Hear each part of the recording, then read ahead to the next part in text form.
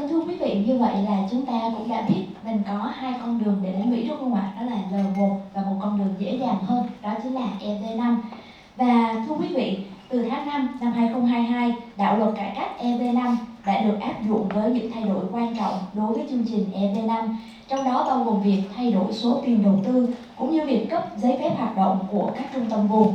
Và những điểm quan trọng trong đạo luật này là gì? Ngay sau đây, chúng ta sẽ cùng nhau theo dõi những chia sẻ đến từ ông Christian, luật sư trưởng bộ phận di trú của hãng luật Jackson Walkers, một hãng luật nằm trong top 25 luật sư nhập cư hàng đầu theo bình chọn của tạp chí EB-5 Investors Magazine của U Global.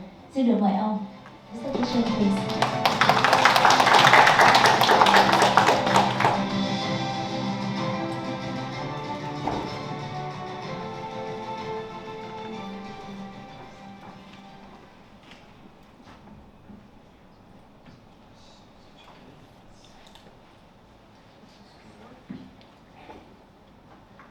Hello everyone.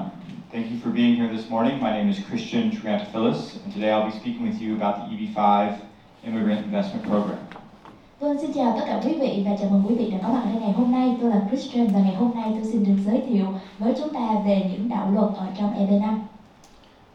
I'm a frequent traveler to Vietnam. I've been here many times in the past, and I'm always happy to be here to enjoy the country and speak with people about EB-5 immigration. Và tôi thường xuyên tới Việt Nam lắm, mỗi lần tôi đến đây thì tôi đều rất là vui khi được gặp gỡ mọi người cũng như chia sẻ đến cho mọi người những thông tin về chương trình di trú theo diện EB-5.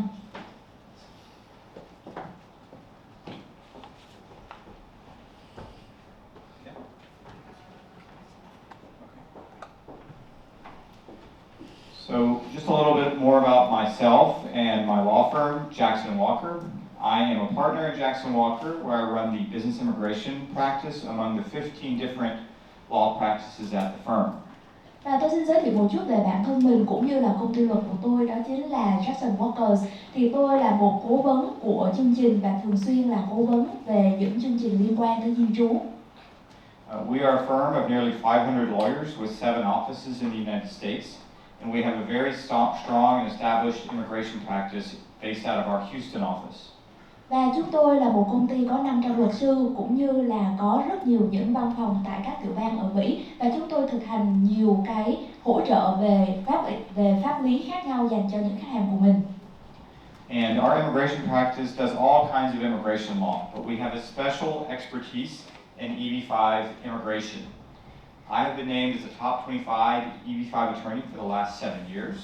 I'm on the American Immigration Lawyers Association Mentor Councilship, and I'm part of the IIUSA Leadership Council. Và chúng tôi đã hỗ trợ rất là nhiều ở trong những chương trình di trú khác nhau cho khách hàng của mình, và trong số đó bao gồm cả EB-5. Và hơn thế nữa thì tôi đã nằm trong top 25 những luật sư nhập cư hàng đầu theo bình chọn của tạp chí. Alright, so let's get into the basics of the EB-5 program. As you may know, this program has been around for quite some time. It was started by Congress in 1990, and a few years later, in 1992, Congress created something called the EB-5 Regional Center Program, which was like an improved version of the original EB-5 program. Và ở đây chúng ta hãy đi qua một số những cái điểm cơ bản về chương trình EB-5. Thì chương trình EB-5 là một chương trình đã được Quốc hội thành lập từ rất lâu rồi, từ những năm 1990. Rồi đến năm 1992 thì Quốc hội đã quyết định là có một cái phiên bản gọi là chương trình trung tâm vùng EB-5. Chúng ta có thể tưởng tượng đây là giống như một cái phiên bản cải tiến của EB-5 vậy. The Regional Center Program does need to be renewed from time to time, and most recently we got a 5-year renewal of the Regional Center EB-5 program. So right now we have a lot of predictability and time and the ability to move forward under this program without any issues. Và cứ mỗi lâu lâu thì chúng ta lại có những cái sự cập nhật nhất định ở trong chương trình EB-5. Như hiện nay thì trong chương trình EB-5 đang có cái sự gia hạn là 5 năm. Vậy nên chúng ta có rất là nhiều những cái sự ổn định và dự đoán được ở trong chương trình này để mình có thể lên kế hoạch. Now, the minimum investment amount for the EB-5 program is now $800,000 if you're investing in what's called a targeted employment area project. That's a project that's located in a high urban unemployment area or a rural project that has under 20,000 people in the area. Và hiện nay thì mức đầu tư tối thiểu dành cho những nhà đầu tư cho diện EB-5 này là 800.000 đô la với những vùng được gọi là vùng việc làm mục tiêu. Những vùng việc làm mục tiêu này là những vùng mà đang có nhiều người tìm kiếm công việc, hoặc là những vùng nông thôn mà có dân số dưới 25.000 người. Now, EB-5 isn't just an investment program. It's also a job creating tool for the United States. So one of the key requirements for you as an investor is that your money, when invested into the project, needs to create 10 new jobs in the United States. And we'll get into a little more detail about what that means in a bit. Và EB-5 không chỉ là một chương trình đầu tư mà đây còn là một công cụ để tạo ra những công việc mới cho những người công dân ở Mỹ. Đó là lý do tại sao khi chúng ta đầu tư vào EB-5, chúng ta cũng cần phải tạo ra được số lượng việc làm mới là 10 việc làm dành cho những người công dân ở Mỹ, và cụ thể hơn thì tôi sẽ nói ở phần sau.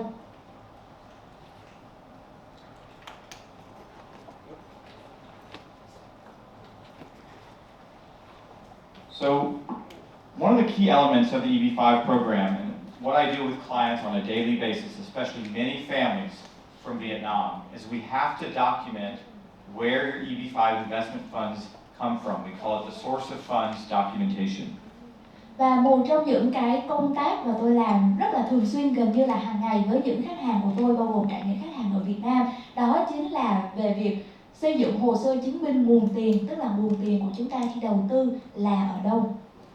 Now, when putting together this documentation with families, I've seen all kinds of different scenarios over the years that we've presented to USCIS, the agency that reviews your petition. So whether your money is coming from salary and income, selling a property, maybe a loan against property, a gift from a family member, or even a loan from a bank or a personal friend, we've worked on those different types of source of funds scenarios, and we've done that with CITIZENPATHWAY's team over the years successfully. So as long as you're working with an experienced group who's got real experience working with Vietnamese families, we can handle a variety of different source of funds scenarios and present that in the right way to USCIS. Và khi mà chúng tôi xây dựng và hỗ trợ các khách hàng của mình để có được hồ sơ chứng minh nguồn tiền, chúng tôi thấy có khá là nhiều những tình huống khác nhau. Những nguồn tiền này có thể đến từ tiền lương hay là từ thu nhập, từ việc bán bất động sản, từ việc vay mượn, cho dù là vay mượn ngân hàng hay là vay mượn những người thân, những người quen, và nó cũng có thể là các quà tặng nữa. Và khi mà chúng tôi làm việc với các khách hàng của mình, đặc biệt là cùng với đối tác của chúng tôi CITIZENPATHWAY, thì điều quan trọng đây chúng tôi thấy là miễn rằng là nhà đầu tư chúng ta tìm được một cái người đối tác có kinh nghiệm làm việc thật với lại những nhà đầu tư Việt Nam và có biết về những điều mà mình đang làm, thì chúng ta hoàn toàn có khả năng chứng minh nguồn tiền này một cách rất là dễ dàng để có thể xây dựng được hồ sơ chứng minh nguồn tiền gửi đến USCIS. Đó chính là cái cơ quan của Mỹ sẽ thẩm định hồ sơ về nguồn tiền của các anh chị.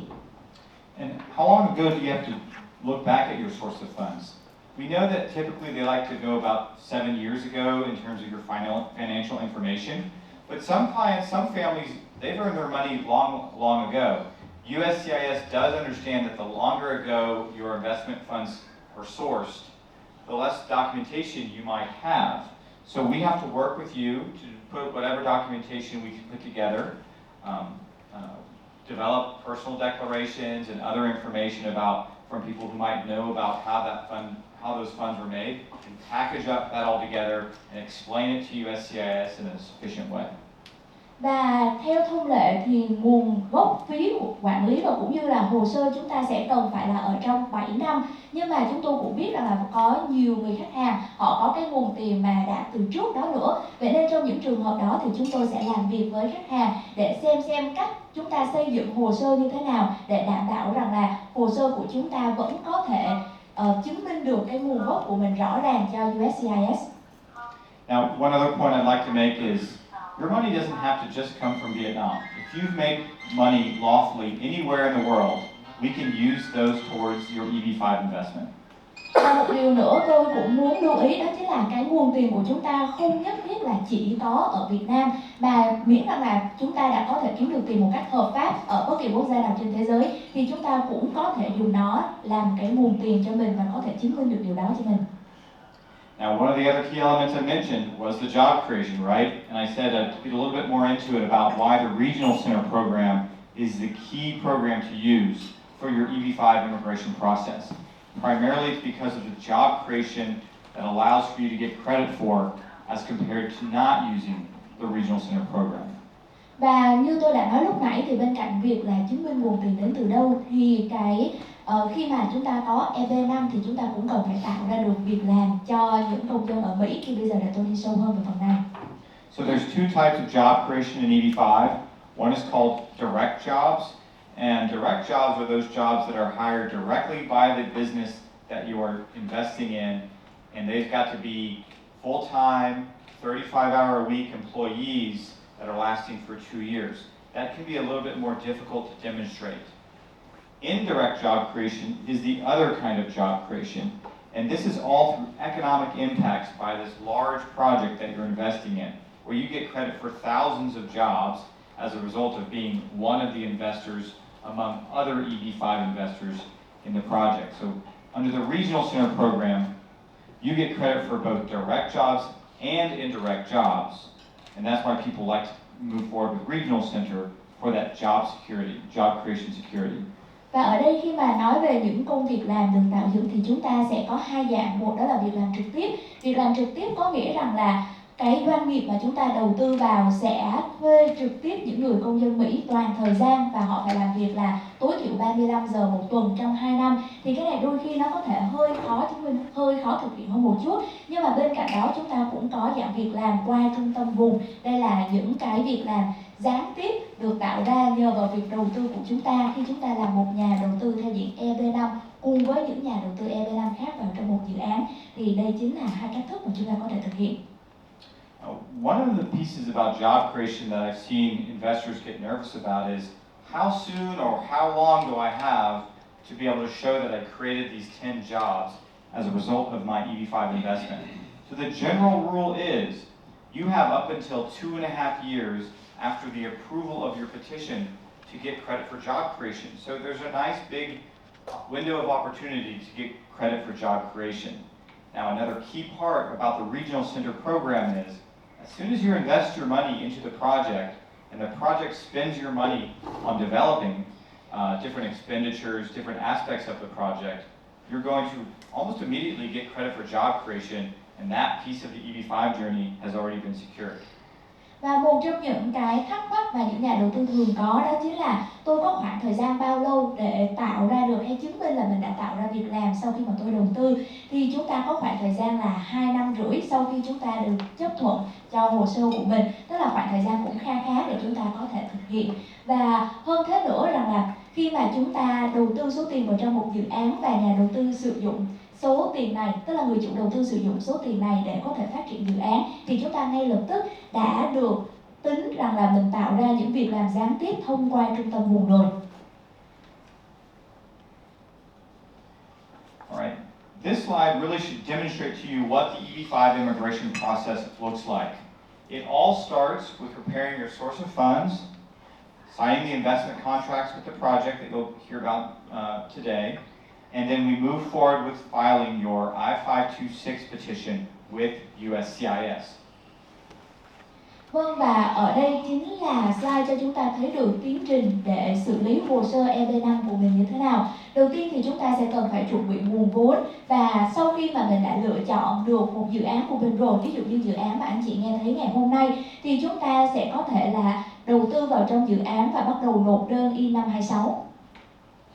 Now, if you're here in Vietnam and you file your petition, you can wait for it here in the country to get approved. And when that petition is approved by USCIS in Washington, D.C., we would then arrange for your EB-5 visa appointment here in Ho Chi Minh City, so you and your family can get your EB-5 visas and use those EB-5 visas to then enter the United States to become what's called conditional permanent residents or conditional green card holders. Và ở đây nếu như anh chị ở Việt Nam thì chúng tôi có thể sắp xếp giúp cho các anh chị việc tạo hồ sơ này. Sau khi mà chúng ta đã có chấp thuận hồ sơ từ USCIS rồi thì chúng ta sẽ có thể nhận được một cái gọi là thẻ xanh có điều kiện hay là vườn chủ nhân có điều kiện để chúng ta có thể sử dụng và bay tới Mỹ để xây dựng hồ sơ, để thực hiện những bước tiếp theo. Now, if you're inside the US or in the US at a later time after filing your I-526 petition, you can actually now concurrently file what's called an adjustment of status application. That's an application that says, I request my green card to be approved after you approve my I-526 petition, and I want you to do all of that for me here in the United States. And the big benefit to that is, while you're in the US waiting for those petitions to be approved, USCIS will issue you a work permit and an international travel permit. So you can go on living your life in the US and still travel internationally while waiting for the approval of your conditional green card. Và trong trường hợp mà các anh chị đang ở Mỹ tại thời điểm đó thì chúng ta có thể nộp một dạng gọi là hồ sơ hiệu chỉnh. Sau khi mà chúng ta đã nộp cái đơn I-526 này, và từ đó thì chúng ta sẽ có được giấy phép lao động và cũng như rằng là cái giấy phép để mình có thể di chuyển ở Mỹ cũng như là bay đến nhiều quốc gia khác nhau trong khi mà chúng ta chờ thẻ xanh của mình. So in either scenario, whether you're waiting here in Vietnam and getting your EB-5 visa and entering the US, or whether you wait out in the United States for your green card application to be approved, you wind up as a conditional green card holder. This green card has all the same rights and responsibilities of any other green card holder. You are a permanent resident of the United States, except that this green card is valid for 2 years. And right before it expires, you have to file the last petition of the EB-5 immigration process, which is called the I-829 petition. And the key element of getting this petition approved is to demonstrate that the 10 jobs were created on your behalf by the project. Điều đó có nghĩa rằng là cho dù các anh chị chúng ta đầu tư ở Việt Nam hay là chúng ta đầu tư khi mà mình đang ở Mỹ thì chúng ta cũng có thể có được thị thực và cũng để qua Mỹ và cũng như rằng là có thẻ xanh sau đó. Và thẻ xanh này của chúng ta được gọi là thẻ xanh có điều kiện. Thẻ xanh có điều kiện này là có tất cả những cái quyền lợi giống như là một thẻ xanh bình thường. Nó chỉ có một cái giới hạn duy nhất, đó chính là thẻ xanh của chúng ta có giá trị trong 2 năm. Và khi mà đoạn vào gần cuối 2 năm này thì chúng ta sẽ cần nộp một cái bộ hồ sơ cuối cùng được gọi là hồ sơ I-829. Và bộ hồ sơ này, điều quan trọng ở trong đó chính là chứng minh được việc chúng ta đã tạo ra 10 việc làm trực tiếp hoặc gián tiếp từ sự đầu tư của mình. And so once the I-829 petition is approved, you now have your 10-year renewable green card just like everyone else. And you could even go on to qualify for citizenship if you don't meet those requirements as well. So as you can see, the first step of the process is about documenting your source of funds, making your investment into the project, showing that the project is going to create 10 jobs. The step of getting the conditional green card is more about personal information, biographic information, once the I-526 petition is approved. And then lastly, the I-829, you're going to get that approved so long as you selected the right project that's going to create those 10 jobs on your behalf. So this is a very project-heavy piece of the process. Và sau khi mà đơn của chúng ta, đơn I-829 mà đã được chấp thuận rồi thì chúng ta sẽ có được thẻ xanh 10 năm ở Mỹ. Và sau đó thì nếu muốn chúng ta cũng có thể nộp hồ sơ để trở thành công dân, tức là lấy quốc tịch Mỹ nếu như chúng ta thỏa đủ những yêu cầu. Thì như các anh chị có thể thấy rằng là tiến trình xử lý hồ sơ EB-5 của chúng ta bắt đầu với bước đó chính là chúng ta chuẩn bị nguồn vốn, lựa chọn dự án, đầu tư vào dự án và sau đó là nộp hồ sơ. Những bước sau đó thì nó cứ khá là theo tiến trình từng bước một thôi và CITIZENPATHWAY sẽ luôn luôn đồng hành cùng với các anh chị. Và đến khi mà chúng ta đã xong từ các bước và đến bước cuối cùng đó chính là đoạn nộp đơn I-829 thì ở phần này nó chỉ còn ở chỗ là mình chọn đúng dự án rồi, dự án đó có thể tạo ra được 10 việc làm thì gần như chắc chắn chúng ta sẽ được thỏa điều kiện này. Okay, so this last slide is a very important slide. It talks about the latest and greatest changes to the EB-5 program that happened last year. Thanks to the EB-5 Reform and Integrity Act of 2022. Và ở đây là slide cuối cùng nhưng cũng là một slide vô cùng quan trọng. Nó chỉ ra những cái điểm thay đổi chính ở trong sự thay đổi của chương trình EB-5 của chúng ta ở dưới sự sửa đổi của đạo luật về tính liêm chính và cải cách. So in March of 2022, Congress passed some key changes to the program which helps potential investors just like you. One of those key changes I already talked about. That was the concurrent filing of the adjustment of status application, the green card application in the US, while waiting for your I-526 petition to be approved. In the past, you couldn't file an adjustment of status application while in the US until after your I-526 was approved. Well, now you can do it while waiting for your petition to be approved and get your work permit and travel permit in the meantime. Và một trong những cái sự thay đổi ở đây mà Quốc hội đã thông qua vào tháng 3 năm 2022 cũng là điều mà tôi đã nói tới lúc nãy. Đó là bây giờ thì chúng ta đã có thể nộp đồng thời đơn điều chỉnh tình trạng với lại đơn I-526. Trước đây thì chúng ta không thể làm được như vậy, nhưng mà bây giờ thì chúng ta đã có thể làm. Có nghĩa là sau khi chúng ta nộp đơn I-526 và trong khi chờ đợi thì chúng ta hoàn toàn có thể nộp đơn điều chỉnh tình trạng, và điều đó cho phép chúng ta là có giấy phép lao động cũng như là giấy phép đi lại ở Mỹ. The other key change or improvement to the program is there were reserved visa categories created in which 20% of the overall 10,000 EB-5 visas are reserved for investors who invest in rural projects. 10% were reserved for investors who invest in high unemployment urban area projects, and 2% are now reserved for investors who invest in infrastructure projects. And this is very important, I'll tell you why. Và điều thay đổi thứ hai đó chính là chúng ta đã có 3 loại thị thực dành riêng mới. Thì chính phủ Mỹ đã dành riêng ra một số lượng các thị thực dành cho những dự án mà trong đó là 20% là những dự án nông thôn, 10% là những dự án ở trong những vùng tỷ lệ thất nghiệp cao, và 2% là dành cho những nhà đầu tư vào những dự án liên quan tới xây dựng cơ sở hạ tầng.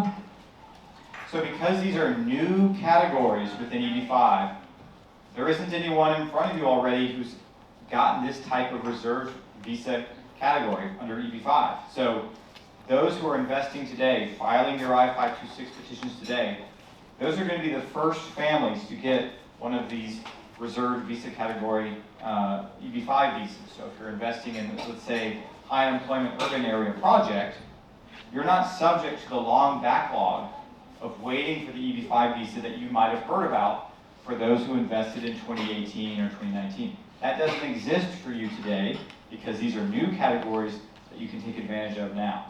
Và đây là một sự thay đổi vô cùng quan trọng đối với những nhà đầu tư của chúng ta, vì đây là 3 loại thị thực dành riêng mới. Vậy nên nó có nghĩa là không có ai xếp hàng trước cả. Nếu như anh chị quyết định là đầu tư ngày hôm nay thì anh chị chính là những người đầu tiên nằm ở trong danh sách để có thể xây dựng những loại thị thực này. Nếu như anh chị lựa chọn những dự án đầu tư vào trong những vùng nông thôn, vùng tỷ lệ thất nghiệp cao, hoặc là những dự án xây dựng cơ sở hạ tầng, thì chúng ta sẽ không cần phải chờ giống như là nhiều nhà đầu tư khi mà họ nộp hồ sơ EB-5 cho những dự án từ năm 2018, 2019, vì đây là cái 3 danh mục mới mở, những loại thị thực dành riêng mới cho những nhà đầu tư hiện nay. The other advantage you can take of right now is that in 2020 and 2021, the government was not issuing very many visas because the consulates were closed. USCIS was moving their workers to work from home.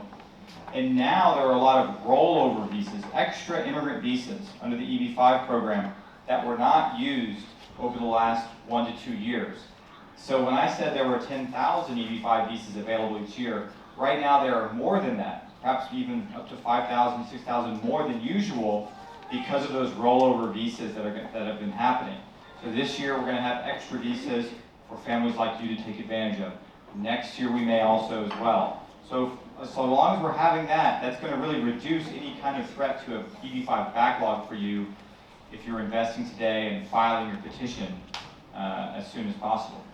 Và bởi vì vào năm 2020 cũng như năm 2021 thì chúng ta là có cái sự đóng cửa của một số những lãnh sự Mỹ ở các quốc gia, cũng như rằng là rất là nhiều nhân viên của USCIS phải làm việc ở nhà là vì đại dịch. Chính vì vậy là chúng ta có một cái số lượng những cái thị thực mà có thể được là còn trống và được chuyển tiếp tới những năm sau. Nên khi mà tôi nói rằng là năm nay chúng ta còn 10.000 chỗ thì điều đó có nghĩa là chúng ta có thể còn có hơn thế nữa, có thể là thêm 5.000, 6.000 chỗ nữa, là nhờ vào những cái thị thực mà trước đó họ chưa có được gọi là xét duyệt và chưa được xử lý ở trong những năm trước. Nên đó sẽ là một cái lợi thế cho chúng ta ở đây ngày hôm nay khi mà mình đầu tư, vì mình sẽ có nhiều cơ hội hơn, và điều này có thể cũng sẽ tiếp diễn vào trong năm sau.